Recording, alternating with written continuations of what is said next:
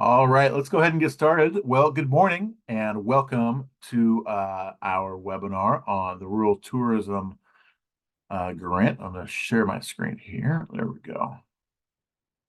On the Rural Tourism Research and Data Grant for 2024. My name is Mike Moe, and I'm the Director of Tourism Development and Strategic Partnership for State of Washington Tourism. So today we are going to provide an overview of our third grant program this year. It's designed to help your community pay for the research and data you need to prove the value of tourism to your destination. First of all, I want to give a lot of credit to the Washington State Department of Commerce, who awarded SWT with a $3.5 million destination planning and development grant. This program provides funding for this grant and all of our grant programs to come this year and next. So a big thank you to Commerce for their confidence in SWT. So we have a decent little agenda here today. First, I'm going to give an overview of the research and data grant. Then I'll turn it over to our Director of Marketing, Michelle Thana, who will discuss some best practices around research. And our Destination Development Coordinator, Tamara Rice, will then show you how to apply on our new grant management platform. I'll give you a little overview of our budget document, and then finally, I will introduce you to our new grant consultant, Eliza Evans, and we'll talk about ways that you can engage her if you need a little boost on your grant writing. Well, we should have plenty of time to answer questions and maybe a few times throughout the presentation. I'll keep an eye on the chat, and don't forget to use that Q&A button right next to the chat button. So we can then really have an easier way to answer those questions. Also, this grant webinar obviously is being recorded. I know I have a tendency to talk fast, but we'll send out a link to all of you so you can review the grant webinar later at your own leisure. So let's go ahead and get started with the program overview. There we go. This grant is designed to help underserved and underfunded communities discover and share critical information that can improve the overall impact of tourism to your community. Once again, I'll urge you not to get too hung up on the word rural. As a part of our mission, we are always trying to do what we can to help our rural stakeholders, but we are committed to doing what we can to support every tourism destination in Washington. So I think of it more in terms of need than in rather than geography. This grant can help a variety of projects, including but not limited to the ones here on this list. I'm not going to go read through them, but again, we'll be sending out the webinar recording as well as these slides to you later on. Here are the key program dates. Please note, these dollars come from the Department of Commerce. We can only invoice Commerce once we have contracts in place with our grantees, and then we can only fund our grants once we have received the money from Commerce. So you'll notice there are some approximate dates on there. That is because the money needs to wind through the machinery of Commerce and then through SWT, then out to you. But we will get the money out as soon as possible. So just be aware of that. You'll notice this opens on March 1st, and the application's open until March 31st, so plenty of time to apply. And then we'll have a review committee review all the applications and decide how to allocate that money, and then we'll be on our way. There is $25,000 that can be awarded for each grant. That's a maximum. We can do less than that. That's the max award. Matching from the applicant will be encouraged but not required, and there is $152,000 available for this program. Applicants must be a Washington-based organization, such as a local government, like a city or county, a travel organization, a chamber, a destination organization, or another nonprofit that supports travel and tourism. One other thing I want to note is that you can apply for this grant and other grants. You're not precluded from applying to other grants or other grant programs. If you apply for this one, you can apply for more than one.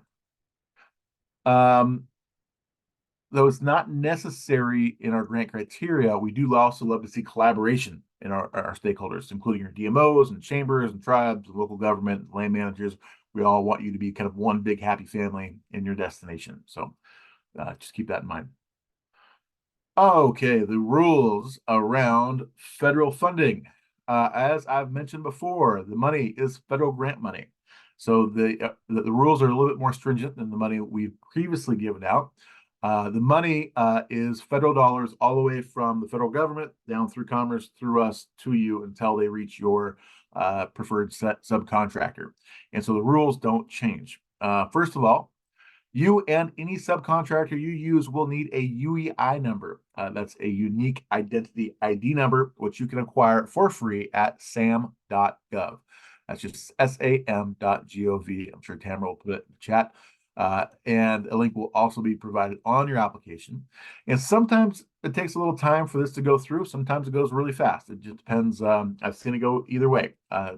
So I wouldn't, but if you don't have one yet, just make sure you get on it and get that UEI number. Your subcontractors must be billed on a reimbursement basis. These grants for you are not, it's not reimbursement. We'll give you the money, but then your subcontractor needs to do the work, then invoice you, then you pay them, and then you get a receipt. That's how it needs to go in this with this program. Every dollar spent needs to match a receipt. We'll provide you a reporting template, but you really need to keep track of the dollars. And I will also provide you a very similar looking budget template that we'll go through in a little bit that will give you give us an idea of how you're going to be spending the money. One other thing you should note is that you cannot contract or even identify who you're using until you already until the grant is given to you. So in your application, if you're looking at, let's say, Datify or Tourism Economics or a specific vendor for your research, do not put it in there, because if you're doing anything over $10,000, you'll need to get 3 bids and go through the process and then select your vendor. So please don't identify a specific vendor in your application. You can say what the research is for, but just don't specify a specific vendor. Finally, these dollars cannot be used for staff salaries. You need to hire, somebody to do it, an actual organization that's a research organization, not just your marketing person to go, do some surveys. So keep that in mind. The grant criteria will have you provide a detailed proposal of the tourism research and data you're seeking, include research questions and gaps, as well as any desired learning outcomes. How will this research and or data guide strategy in relation to travel and tourism in your community? Describe how you plan to obtain or conduct tourism research or data with this grant, and then provide budget summaries, partners, and project timelines without naming a specific vendor for the contract work. Provide a statement of need for tourism research and data in your destination community. What kind of match funding will be available for this grant project? And then again, how will you comply with all reporting requirements? You see percentages there, and if our math is correct, that those all add up to 100. And that's how your proposal will be weighted with our grant review committee. So I'm going to stop there. I already see there are some questions, and I will respond to them in a second. First, I'm going to introduce Michelle Thana, our Director of Marketing, and she's going to cover some best practices for research and data. And while she's presenting, I'll gather some questions, and we can answer at least a few of them before moving on. So take it away, Michelle. Great. Thanks, Mike. So I just wanted to talk a little bit about research approaches from my destination marketing background experience. I think when you're figuring out what type of research might be useful to you, the first thing that's really important to start with is, what are the questions that you want to answer? What is the question that you want to answer? It's easy with research to be like, wow, there's this great technology. It has all these cool capabilities, but that's not really going to help you if it doesn't answer the question that you're hoping to find the answer to. And kind of building off of that, you also really want to understand why you're seeking the information that you are. So for example, if you want to understand where your visitors come from, that might help you determine where you're going to run advertising programs. Having that understanding of how the research is going to impact your programs going forward is really important on the front end, and that'll really help you determine what research vendor might be right for you. And also building off of that, just think about, is this a one-time question? Is this something that we need to check in on every few years? Or is this something that you want to monitor over time, annually, quarterly, or even monthly? Mike, if you want to pop forward one slide. So then as you're moving into starting to evaluate researchers or research vendors, make sure that you're asking them a lot of questions. So understand what you need to do and what's needed from you or your organization to make that research function. A lot of times with research, there is some work on the front end to set up parameters, to geofence something in a dashboard, to provide existing information. So make sure that you have a really solid understanding of what might be needed to make that research function and to make it the best information set that it can be for you. Building off ask questions about sample sizes. You want to make sure that researchers are using solid methodologies and just getting a strong sample size that can be used for statistically significant analysis. Make sure that you understand how they're doing the research. So what information are they collecting? How are they collecting it? And how are they potentially extrapolating that information? Also, it's always good to talk to folks that are in similar roles to you, ask them questions and find out if there are solutions that have worked for them, or if they share similar challenges. Mike, if you will go forward one slide. And then again, as you're getting into talking to different research vendors, it's always good to shop around, get quotes from multiple vendors. And as you go through the process and as you get your research, think about how you can make use of that research, how you can use it to impact your marketing programs or influence the work you're doing, and also how you can share that research with your local stakeholders in the industry or media to show the value of your programs.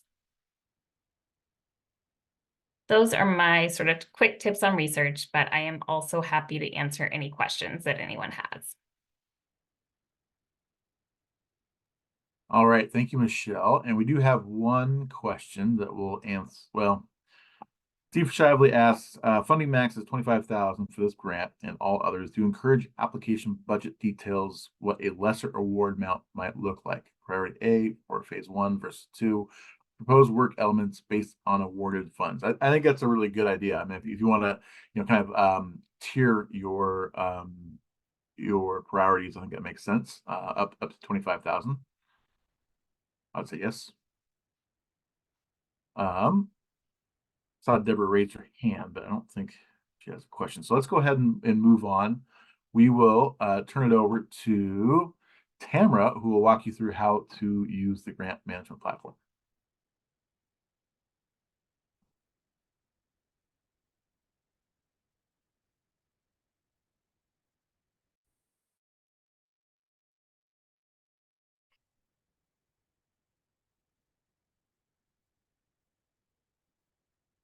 Apologies. Can you see me there, Mike? Yes, I can. You're on. Great. Oh, great. Hi, everybody. So I'm excited to be here to help you all through your grant application process. And first, I'd like to let you know where to find the link to apply for these grants. You can find them on our industry website at the grant landing page. And they'll be available. This one will be available on the day that the grant opens, which is March 1st. So I'll go ahead and share my screen here.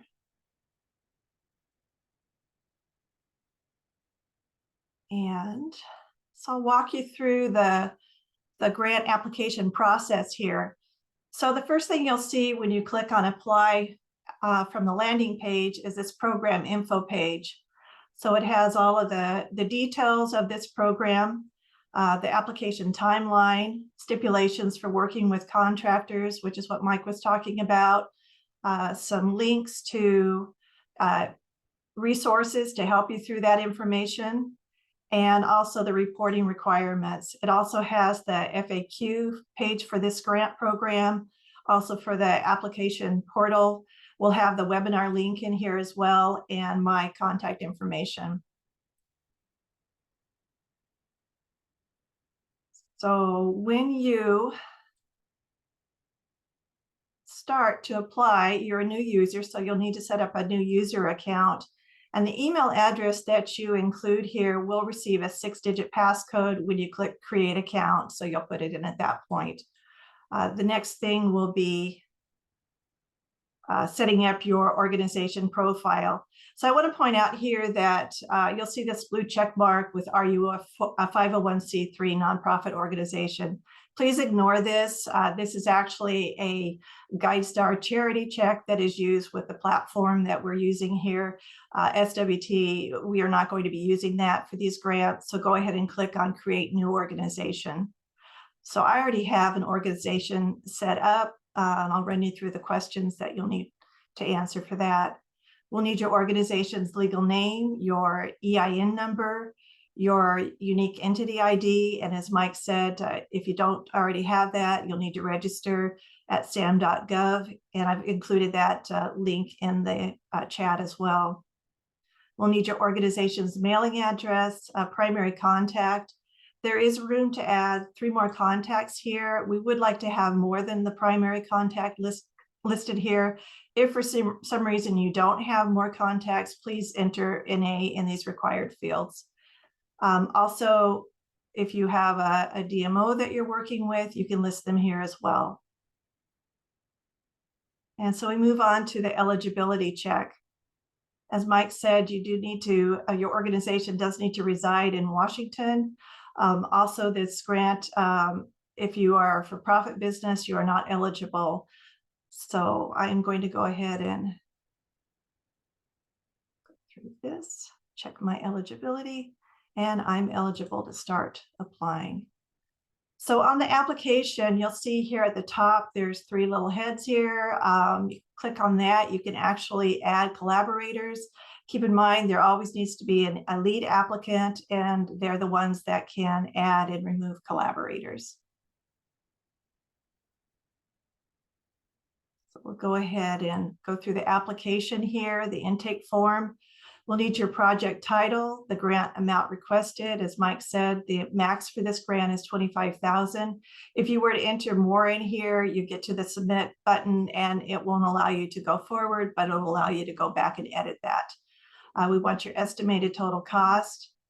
Project categories, you can enter up to 3 here. If you have other, please enter that in the other box that will pop up. Select the tourism region. You can select more than one. Your project location. We'll need your city. I won't read all that out to you, but if you have an additional location to include, please include that here in this box. The application questions, these are the ones that Mike went over previously.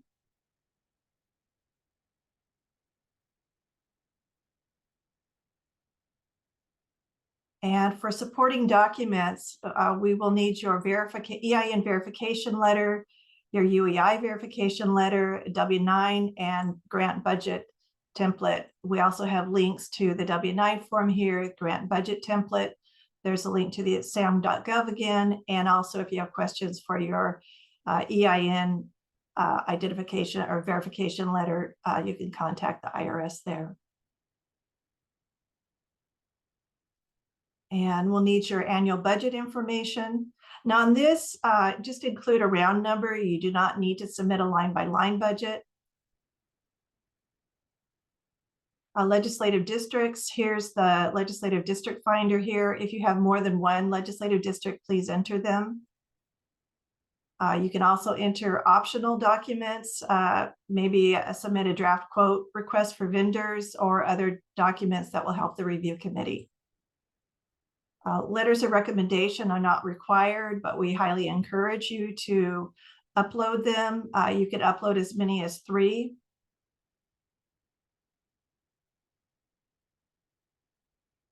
Also, I wanted to mention with the legislative district, that is for your organization's legislative district. And finally, we're at the agreement and signature. So this, I want to point out that this is not a contract that you're signing here. You're agreeing on the criteria of this application. If you are granted an award, you will receive a contract at that time. So I'm going to go ahead and exit that. And once you go through all of the application questions, if you have missed something, you will actually see a little red bar and you can go back and edit it. Please take time with your application. Don't rush it. Review it, because once you've submitted it, you are unable to edit it. And then you submit it, you will receive a confirmation letter at that point. And I'll go ahead and stop sharing here. And so I just want to thank you all, and please feel free to reach out to me at my email address that's also in the chat. And I look forward to working with you. Thank you. All right, and we have a couple of great questions here that I will answer, and then I'll move on to the budget template. Deborah asked, what's the best practices for grant matching percentages from organizations? We don't really have those yet. Obviously, we want to see that you guys have skin in the game as well, that you're, really contributing to it as much as you can. Obviously, there are also organizations that don't have that kind of money. So, whatever you can do, we appreciate. What if your organization spans multiple legislative districts? Ronnie, it's a good one for you. Hey, Tamara, can you come back on real quick?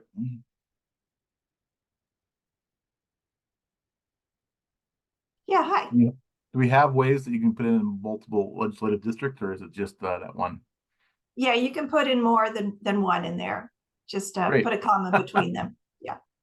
Great. Yeah. So Ronnie, I know you Cascade Loop, and that there's many legislative districts. We'd like to see that. So hopefully that helps. Okay. So having answered those questions, we have now the budget for this one's a little bit different. You're not going to have 1,000 different vendors, but we still want to see, a budget, and just kind of going through the what we have to give to Department of Commerce. So even if it's just one activity and it's a credit card data research, you just put that in there, an anticipated budget and anticipated in kind or your applicant expense. That's again your match. And so it should be very straightforward with this one, because you're not going to have 17 different vendors. So but we still do want to see this this template in your proposal. So I'm going to stop there.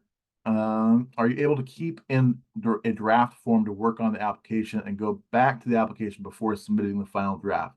Yeah, I think you can. And Tamara, again, you can correct me if I'm wrong. You can go back and edit all you want until you hit submit. Is that right?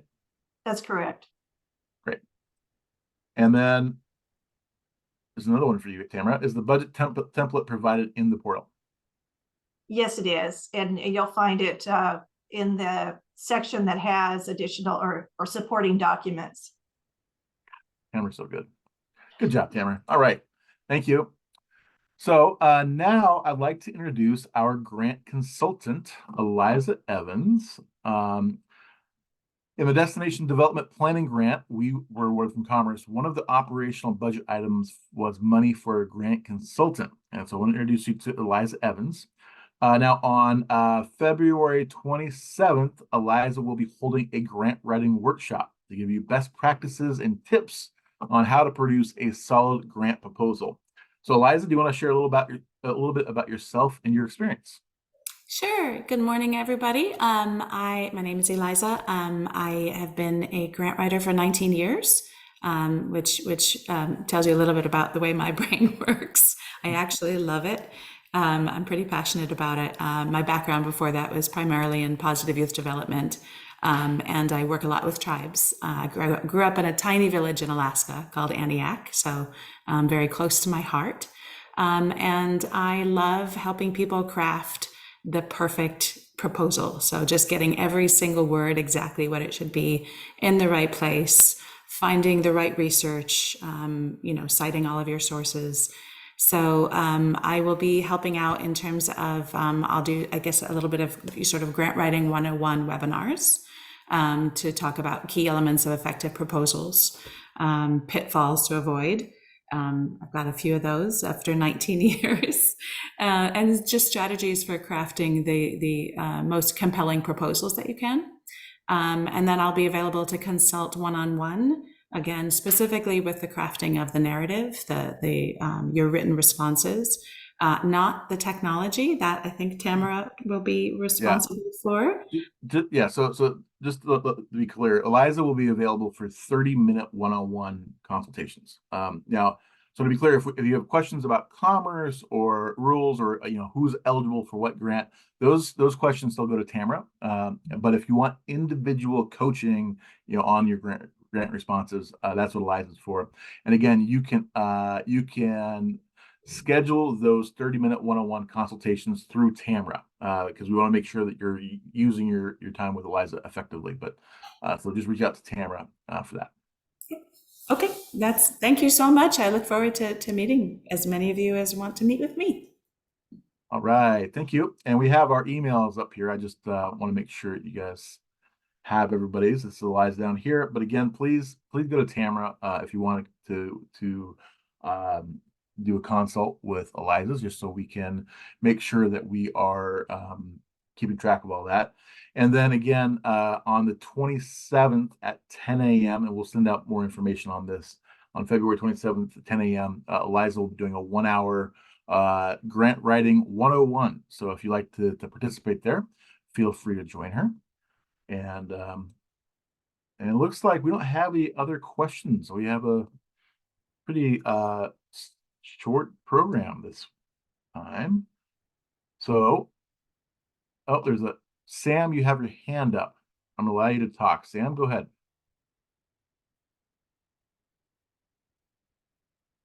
Oh, sorry. Okay. My question was answered. Okay.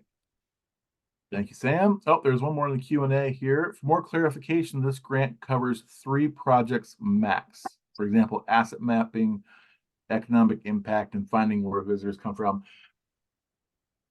This grant covers a research or data project, and sometimes there are more of those topics that your project can include, and so you're allowed to click more than one. It's really you just need to it can cover what you want it to cover. You just need to really make sure you're describing what the research project is for in your grant proposal. Can you please show the early slide listing the types of research grants? Yes, I can. Let me get back to it. And again, I will be sending this out to you. So you'll have all of these slides later on. So hopefully you have time, Deborah, to look at that. And again, I'll send these out to you guys later on. So I think we're going to go ahead and stop there. We'll conclude our program for today. I appreciate you guys all joining us. And again, I'll send out a follow-up email with a link to this webinar along with the slideshow and more information. So thank you so much. And we'll be back again in 2 weeks to talk about our Arts and Culture Grant. Hope you all have a great day. Thank you.